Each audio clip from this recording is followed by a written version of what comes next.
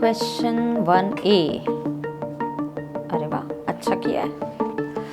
अब question 1B है ही नहीं, कहाँ किया है सॉल्व? अरे इधर है। कैसे स्टूडेंट्स है, 1A कहाँ किया है, 1B कहाँ किया है, कितना ढूंढने लगा रहा है ये। ठीक है तो सही, बट ये सब मार्क्स कट करने ही पड़ेंगे इसके।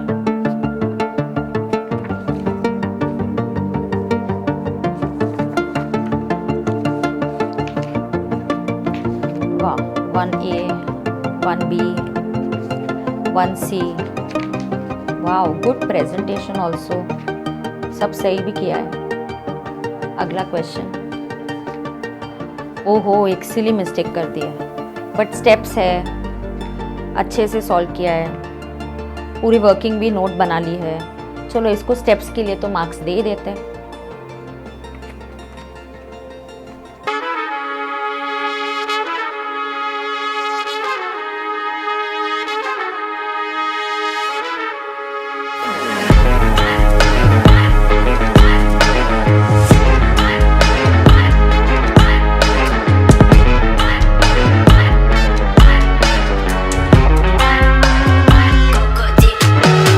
स्टूडेंट्स, हमने अभी देखा कि एग्जामिनर को कैसे बैडली प्रेजेंटेड पेपर्स अच्छे नहीं लगते, तो एग्जैक्टली हमें क्या करना है so that the paper presentation is very nice. Paper presentation plays a very important role in your exam. हमारा जो पेपर है it is the first impression जो हम एग्जामिनर के ऊपर डालते हैं।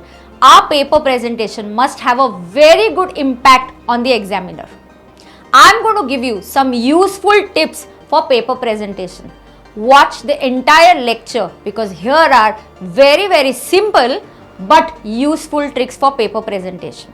चल चल चल चल गाड़ी स्टार्ट कर।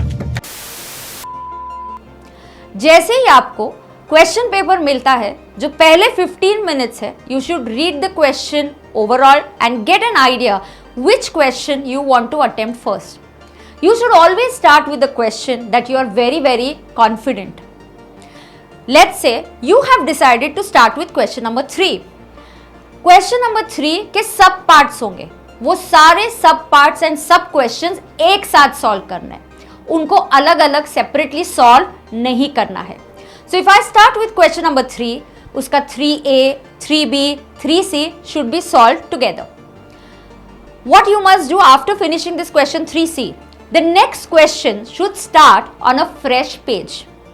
Whenever you start to write the answer, see to it कि आपने पहले क्वेश्चन नंबर उसके सब पार्ट्स को भी अच्छे से नंबर किया है। एग्जामिनर को ढूंढने मत लगाना कि क्वेश्चन नंबर कौन सा है। अब ये हो गए क्वेश्चंस के बारे में। जैसे ही आपको ये आंसर शीट आता है, आपने ट्राई करना चाहिए कि हर क्वेश्चन के बाद you draw a line so that you know that one particular question आपका कंप्लीट हो गया है। अब अगर मैं बात करूं कि मैम थ्योरी क्वेश्चन है, थ्योरी क्वेश्चंस को कैसे अटेम्प्ट करना है। अब थ्योरी में पहले तो आपने सबसे इंपॉर्टेंट है क्वेश्चन बहुत ध्यान से पढ़ना चाहिए। लेट्स से अगर जीएसटी में आपको क्वेश्चन आता है right advantages of composition scheme, और कोई बच्चा है सिर्फ पूरे क्वेश्चन का आंसर जो है कॉम्पोजिशन स्कीम क्या है वो एक्सप्लेन करने में लगा देता है, और आखिरी के बस 2 या 3 लाइंस में उसका एडवांटेजेस देता है।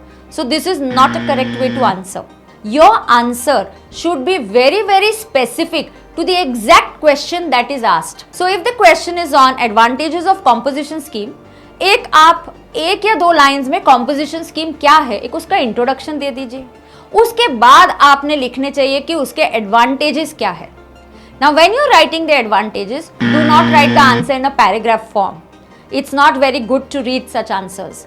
You must write the answers always point wise. अगर पॉसिबल होगा तो आंसर्स के जो इंपॉर्टेंट पॉइंट्स है उसके आप हेडिंग्स दे दीजिए, इन हेडिंग्स को अंडरलाइन कीजिए, हेडिंग्स के नीचे अपने पॉइंट्स डालने चाहिए, 2 हेडिंग्स के बीच में लीव अ लाइन।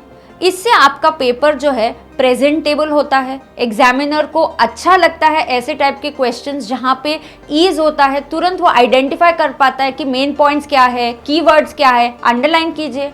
आपको सेक्शन नंबर याद है, उनको कोट कीजिए। आपने सेक्शन नंबर कोट किया तो उसे अंडरलाइन करना, कीवर्ड्स को अंडरलाइन करना, ये बहुत ही इंपॉर्टेंट पार्ट है। अब थ्योरी में कभी कभी जो क्वेश्चंस आते हैं वो केस स्टडी बेस्ड होते हैं। Please read the question very carefully, understand what is the question, and now let's understand how to write it point wise. The first point you're going to write provision of the law. You're going to underline this, you're going to say as per this section or as per the provision of the law. ये provision है, आप explain करोगे 2 lines में। फिर आप analyse करोगे कि given क्या है, क्वेश्चन में क्या दिया है। You will analyse the question in 2 lines and then you could write the conclusion. And so आप अंडरलाइन प्रोविजन का हेडिंग करोगे, एनालिसिस का हेडिंग करोगे और कंक्लूजन का हेडिंग करोगे और इनको अंडरलाइन करोगे। बाय चांस स्टूडेंट्स, अगर आपको कंक्लूजन ध्यान में नहीं आ रहा है, you are not very sure, तो कभी भी ये गलती मत करना कि आप वो क्वेश्चन अटेम्प्ट ही नहीं करते हो। Attempt that question because you're going to get marks for the steps. ICI does give you marks for the steps. तो अगर आपने provision of law correct लिखा होगा तो you will definitely get that 1 mark. So please see to it that you write your answers point wise and you must definitely attempt all the questions. ये हो गई बात थ्योरी की। अब कभी कभी बच्चों का ये सबसे इंपॉर्टेंट सवाल भी आता है, ma'am can we use short forms? And the answer is no. It's a big no to use short forms. तो जैसे कि लॉ में आपको AGM लिखना है तो avoid it, write it as annual general meeting. या इनकम टैक्स में आपको लिखना है income from HP, avoid that, write down income from house property. So we should avoid to use short forms in the exam. अब बारी आती है practical questions की। जो भी प्रैक्टिकल क्वेश्चंस आपको सॉल्व करने हैं, प्रॉब्लम सॉल्विंग है, अकाउंट्स है, कॉस्टिंग है और इनकम टैक्स है।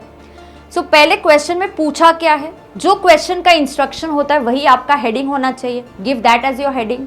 Solve the question. क्वेश्चन में बहुत से वर्किंग नोट्स बनाने पड़ते हैं। जैसे मुझे अगर टोटल इनकम पूछा है, I have to make a note for house property, capital gains, तो इनके नोट्स आप अलग से करोगे। हर वर्किंग नोट आपके आंसर का ही पार्ट होना चाहिए। You should avoid doing it directly, not writing the steps. It's a big no for that, क्योंकि आपको स्टेप्स के लिए मार्क्स मिलने वाले हैं। और एक बात आपको सबको पता है, हर क्वेश्चन में dear students we have to make a lot of assumptions. तो आप जो भी अजम्पशंस करते हो उसका भी नोट आपने लिखना चाहिए। जो भी आप कॉस्टिंग है, अकाउंट्स है, टैक्स है, प्रैक्टिकल क्वेश्चंस, FM है, जहाँ पे आप कुछ अजम्पशन के बेसिस पे कुछ भी सॉल्विंग कर रहे हो आप, या आपने ऐसा क्यों सॉल्व किया, ये आपको उस नोट में बताना पड़ेगा। स्टूडेंट्स, एग्जामिनर जो है ना, he is not going to enter your head and see कि यार इसको कितना नॉलेज है, कितना इसको पता है। आपको उस 3 hours में खुद का मार्केटिंग करना है। You have to tell the examiner, look I know the provision, I know what the assumptions are, notes लिखे हैं, मैंने सब कुछ इसमें कंप्लीट लिखा हुआ है। आपने जैसे ही कोई भी क्वेश्चन कंप्लीट कर दिया और उसका फाइनल आंसर जो है आपने सेपरेटली अलग से लिखना चाहिए और उसको हाईलाइट करना चाहिए, क्योंकि एग्जामिनर को फाइनल आंसर पता है। जैसे ही वो एक ग्लांस में आपका फाइनल आंसर देख लेगा कि सही है, उसके चेकिंग का अप्रोच चेंज हो जाएगा। स्टूडेंट्स, कंटेंट तो अच्छा होना ही चाहिए। कंटेंट या कॉन्सेप्ट पे आपने PL में तैयारी कर ली है। अब इस 3 hours के दौरान आपका प्रेजेंटेशन बहुत ही अच्छा होना चाहिए। लेकिन एक और इंपॉर्टेंट चीज है, वो है आपका speed. You must have a very good balance of content, presentation and the speed, तभी आप 100 मार्क्स का पेपर अच्छे से कंप्लीट कर पाओगे। So, with these simple tips, I'm sure you will be able to complete and write your paper very, very effectively. Wishing you all the best for your exams.